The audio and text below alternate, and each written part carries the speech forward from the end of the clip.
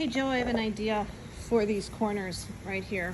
So when you sew them, you're sewing the Velcro and then you're returning.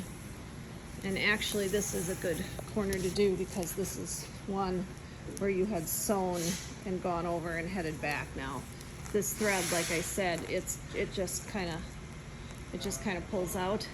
So I don't want to mess with that. But here's the thought on these corners. So the Velcro matches up really well. The length of the Velcro is the appropriate length for the bag, but we have this extra fabric here.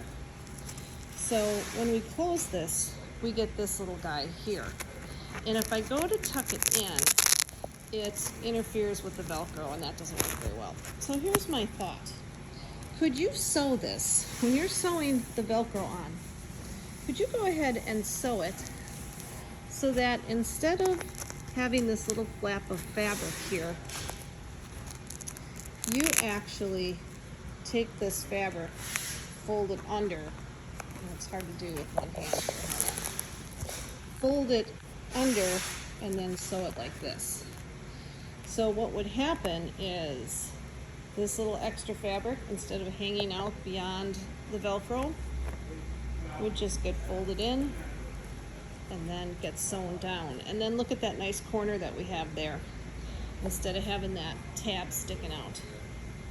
So that's my thought. Here's our loop Velcro.